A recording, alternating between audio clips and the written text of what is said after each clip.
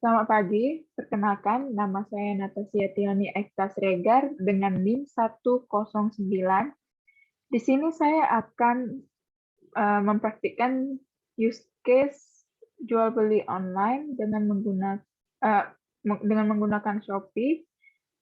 Di sini saya akan menggunakan aplikasi Visio. Nah, di sini saya sudah membuat kasusnya. Nah, di kasusnya ini adalah Mahen saat ini ingin membeli sepatu basket.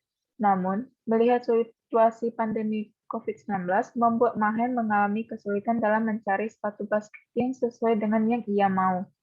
Dari hal itu, Mahen memutuskan untuk membeli sepatu basket melalui online menggunakan aplikasi Shopee. Pertama-tama, Mahen membuka aplikasi Shopee, lalu mencari di kolom pencarian dengan mengetik sepatu basket. Jika sepatu sudah muncul, maka Mahen bisa memilih sepatu yang dia sukai serta melihat ukuran sepatu tersebut apakah tersedia atau tidak. Jika Mahen sudah menemukan pilihan sepatu basket yang dia sukai, maka Mahen memilih fitur beli sekarang. Sebelum Mahen dapat memasukkan produk yang ia inginkan ke dalam keranjang, pertama, ia harus mendaftarkan akun Shopee miliknya atau login akun Shopee miliknya. Kemudian setelah itu, ia dapat memasukkan sepatu basket sebelumnya ke dalam keranjang dan segera men-check out-nya. Setelah itu, Mahen akan mengisi data diri berupa alamat yang dituju, metode pembayaran, nama penerima, dan lain-lain. Setelah mengisi, Mahen dapat menggunakan voucher gratis ongkir untuk membayar sepatu basket yang dia beli.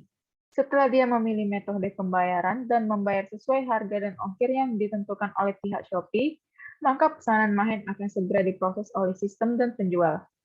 Selanjutnya, ketika penjual sudah selesai mempersiapkan pesanan Mahen, penjual perlu mengirimkan paket ke Mahen melalui kurir. Kurir yang sudah menerima paket Mahen akan mengirim pesanan Mahen ke alamat yang diisi oleh Mahen. Setelah Mahen menerima paket dari kurir, maka sistem Shopee akan memberi notifikasi bahwa pesanan sudah diterima. Jika pesanan sudah diterima Mahen dari kurir, maka Mahen akan mengecek isi dari paket tersebut. Jika paket sesuai, maka Mahen akan memberi apresiasi berupa penilaian kepada toko tersebut. Dan jika tidak sesuai, maka Mahen akan mengajukan retur pengembalian kepada penjual. Nah, dari kasus tersebut kita akan segera ke aplikasi Visio untuk membuat use case-nya. Di sini saya sudah membuka aplikasi Visio dan di sini ada tampilannya di mana terdapat banyak template dan di sini kita akan menggunakan UML.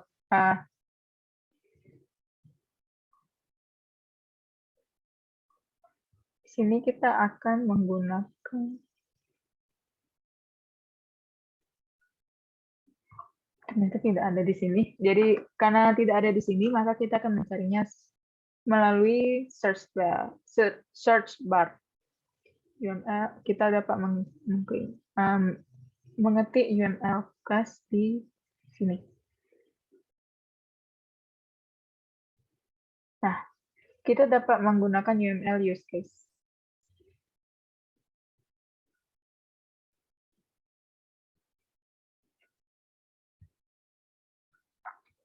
Seperti jual beli pada umumnya, terdapat ada dua aktor, yaitu pembeli dan penjual. Nah, di sini saya akan memasukkan subsistemnya terlebih dahulu.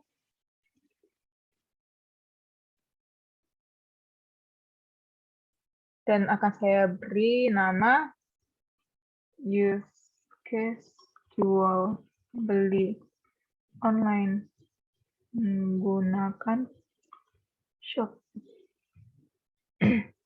Nah, seperti yang saya bilang sebelumnya, di sini ada terdapat dua aktor, yaitu pembeli. Di sini akan saya berikan nama customer. Lalu di sini selanjutnya ada aktor lain, yaitu penjual, dan akan saya berikan nama penjual. Nah, pada kasus yang sudah saya bacakan sebelumnya, pertama, Mahen ingin mencari produk sepatu basket dan ia berarti perlu melakukan pencarian di Shopee. Jadi saya akan masukkan di sini mencari barang. Kemudian di sini saya akan memberikan relasi dependensi, lalu kemudian agar dia dapat memasukkan barang yang ia pilih ke dalam keranjang, maka ia perlu login akunnya terlebih dahulu.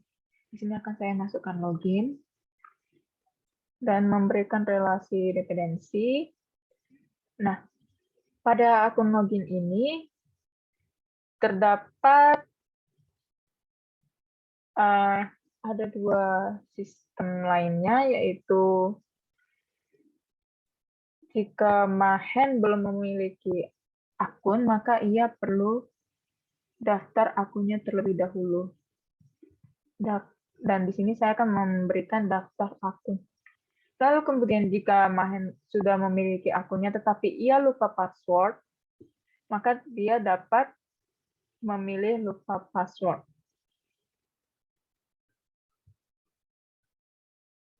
Nah, di sini saya akan memberikan relasi include kepada login dan daftar akun karena jika Mahen belum memiliki akun, maka dia tidak bisa melakukan login. Sedangkan jika ia lupa, sedangkan untuk relasi login dan lupa password, saya akan membuatnya menjadi extend dikarenakan tidak semua orang yang memiliki akun lupa akan password akunnya. Jadi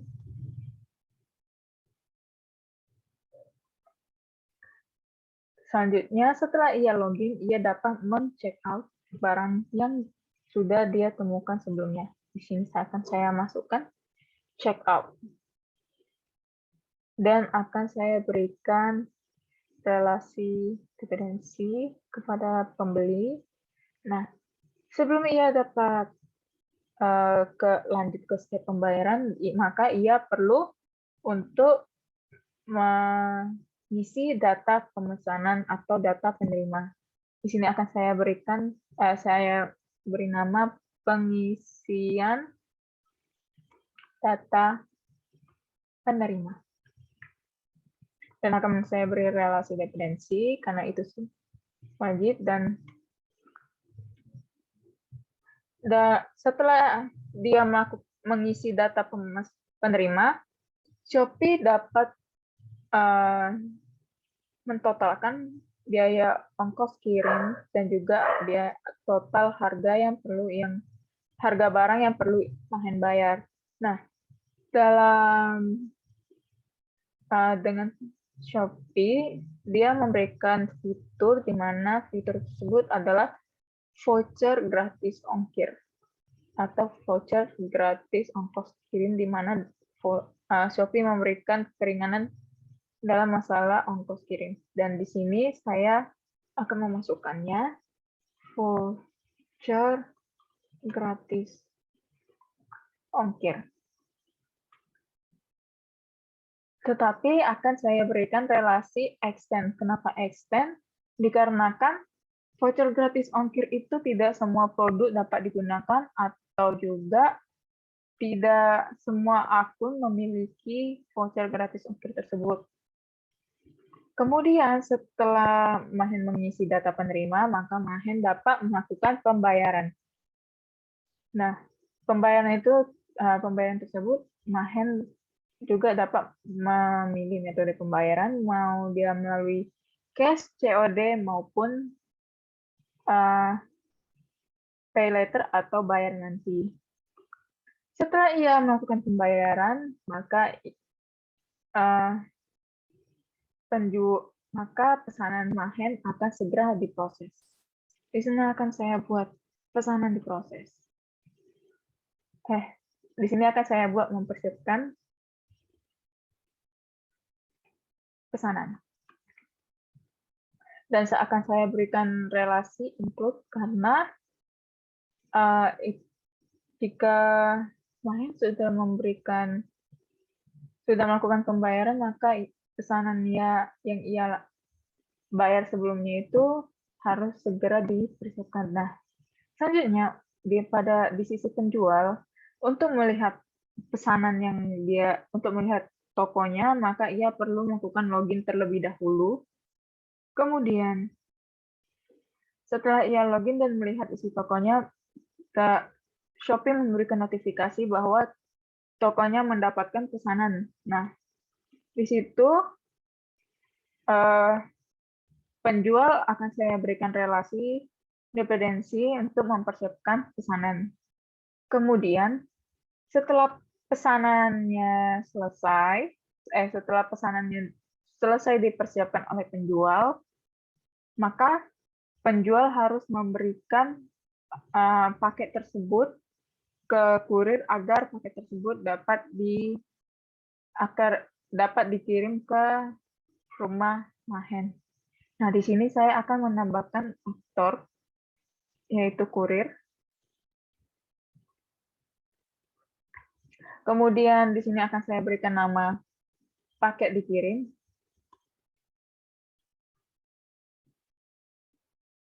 Nah, di sini saya akan berikan relasi dependensi. Kemudian untuk mempersiapkan pesanan itu akan saya berikan relasi include untuk ke paket dikirim. Nih. Karena jika sudah selesai mempersiapkan, maka paket wajib diberikan kepada kurir agar dapat bisa dikirim. Setelah itu, setelah paket dikirim dan tiba di rumah Mahen, maka Shopee akan memberikan notifikasi kepada penjual bahwa pesanan telah sampai kepada pembeli. Di sini saya akan memberikan nama menerima pesanan. Kenapa saya menulisnya menerima pesanan? Karena di sini Mahen belum mengecek pesanan yang ia dapatkan, apakah itu sesuai atau tidak. Dan di sini saya akan memberikan relasi dependensi dan saya berikan include.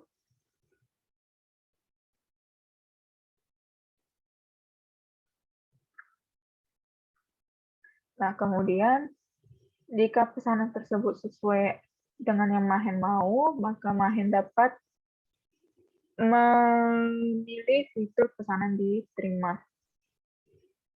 Di sini saya akan tulis pesanan diterima. Dan jika pesanan itu tidak sesuai, maka Mahen dapat mengajukan pengembalian barang. Di sini saya akan memberikan relasi include kepada pesanan diterima. Kemudian saya akan memberikan relasi extend kepada mengajukan pengembalian barang. Kemudian jika pesanan diterima, maka pembayaran yang dilakukan oleh Mahen sebelumnya akan masuk ke dalam saldo penjual. Dan itu akan saya berikan nama pembayaran diterima.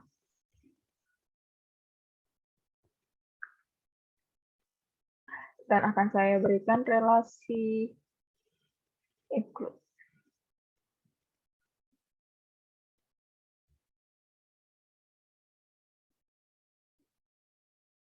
Nah, jika Mahen mengajukan pengembalian barang dan pengembalian barang tersebut disetujui oleh penjual, maka maka Mahen perlu mengirimkan kembali barang tersebut ke penjual dan penjual akan menerima pengembalian barang tersebut.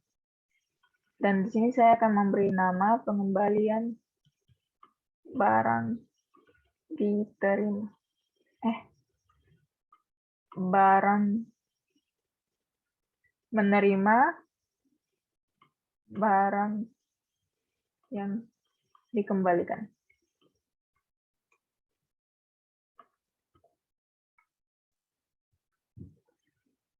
Di sini akan saya berikan relasi include.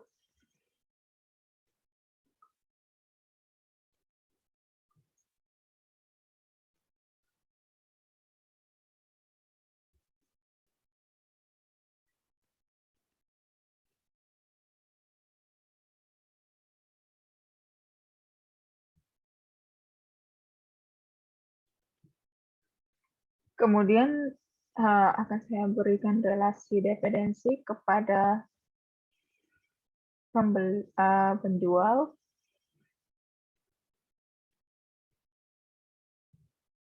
dan juga memberikan relasi menerima barang yang dikembalikan dependensi kepada penjual.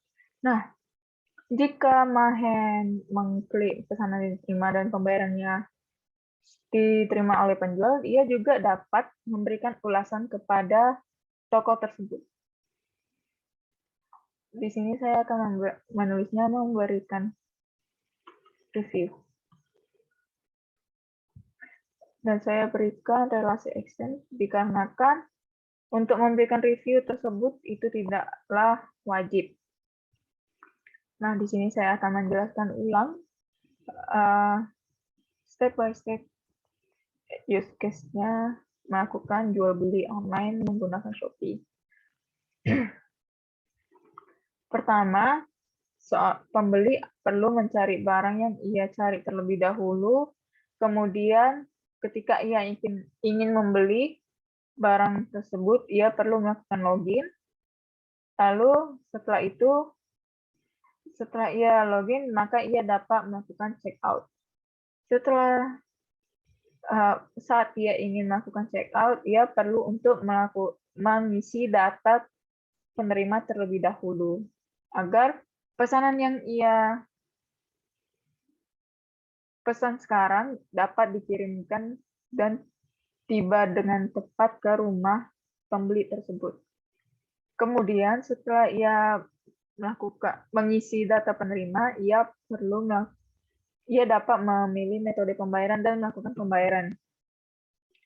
Setelah dia melakukan pembayaran, maka pesanan yang ia bayar tersebut akan segera diproses oleh sistem dan penjual. Untuk penjual, agar dia dapat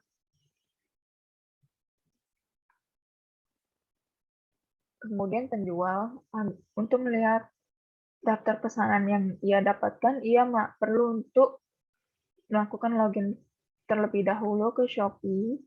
Kemudian setelah ia melihat data pemesanan di tokonya, ia segera mempersiapkan pesanan. Setelah penjual mempersiapkan pesanan, maka ia perlu memberikan paket-paket tersebut kepada kurir agar kurir dapat mengirimkan paket tersebut ke alamat para pembeli. Nah, di sini kurir akan segera mengirimkan paket tersebut ke alamat yang sudah ditentukan oleh pembeli sebelumnya.